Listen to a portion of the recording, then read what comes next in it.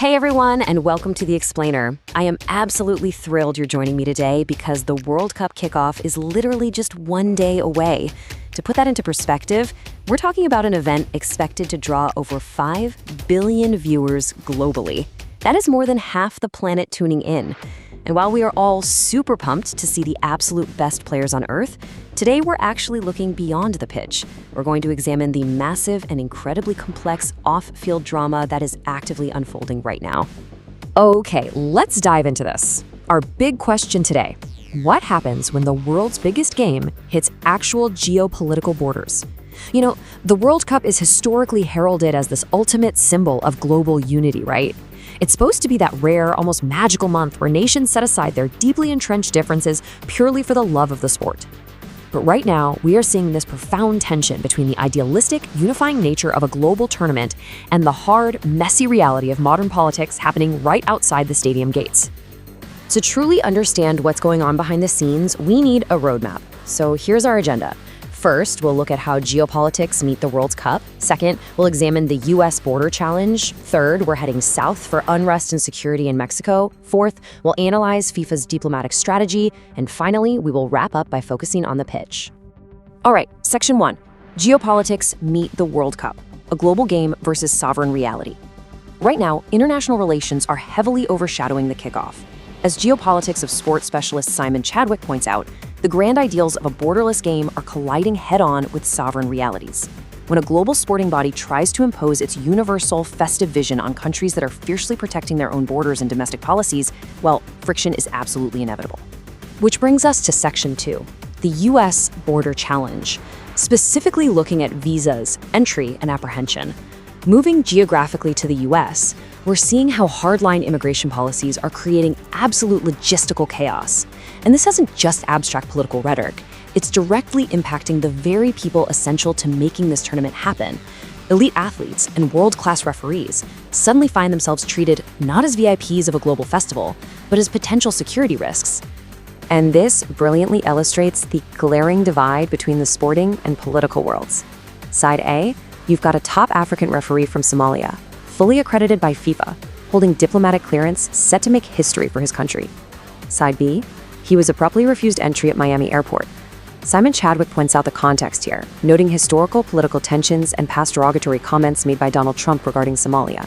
It certainly appears this entry denial was much more politically motivated than it was based on any legitimate sporting decision. Which brings up a really crucial administrative reality. Host nations, not FIFA, control border entry. You have to realize just how unprecedented this power dynamic is.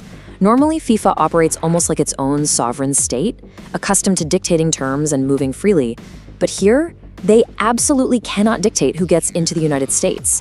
FIFA has openly stated that the decision ultimately lies with the host nation, leaving this massive organization shockingly powerless to force the issue at their own flagship event. And this border control issue is creating a cascading series of logistical hurdles. Honestly, nobody is feeling this more acutely than Iran. Imagine prepping for the biggest moment of your athletic life, only to face roadblocks driven by long-term geopolitical relations and conflicts with the US.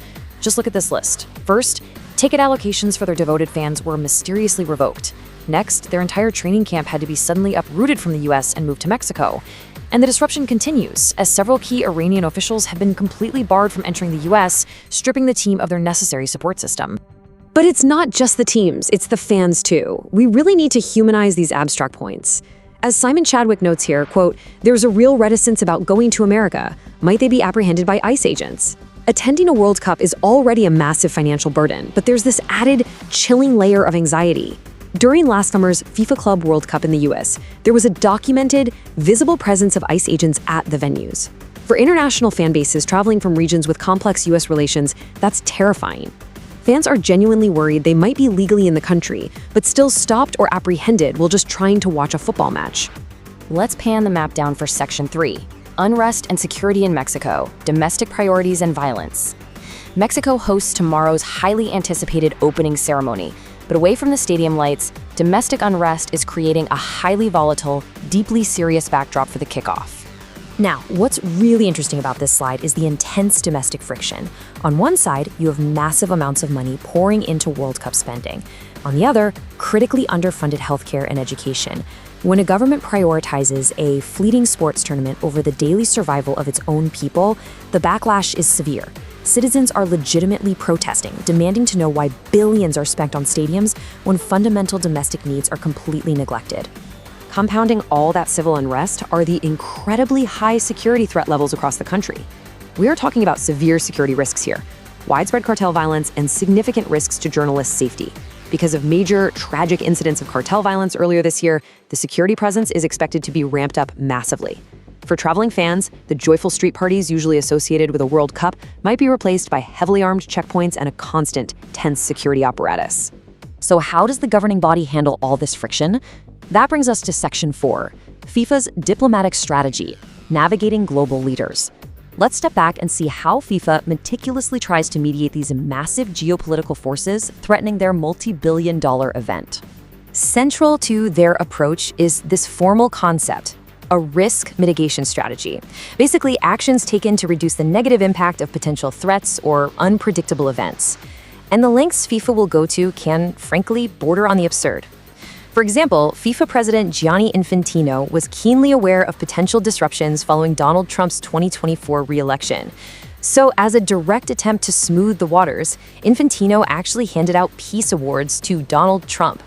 It's a wildly calculated diplomatic move, essentially given just to ensure a soccer tournament proceeds with as few geopolitical interruptions and visa denials as possible.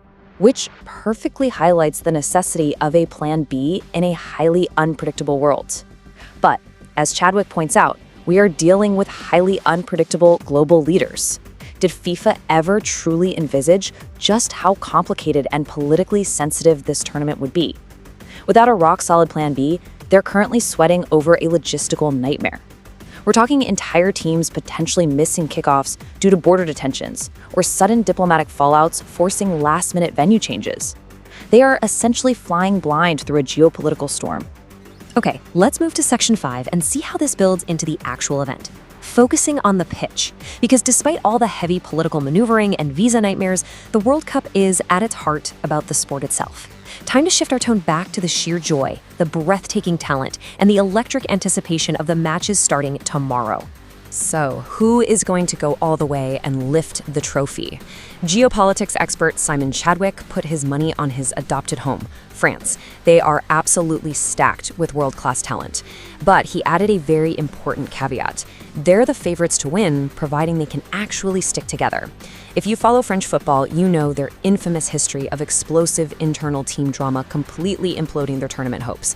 So it's definitely a fascinating team-focused dynamic to keep your eye on as the group stages begin. Which leaves us with this final overarching thought. Will geopolitical tensions ultimately overshadow the beautiful game? We've looked at the intense friction at the US borders, the complex security and civil unrest in Mexico, and FIFA's desperate diplomacy.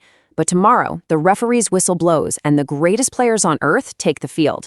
Will the sheer magic of the sport cut through all that political noise? Or will the off-field drama prove just too loud to ignore? It is going to be absolutely fascinating to watch it all unfold. Thank you so much for joining me for this explainer, and enjoy the tournament.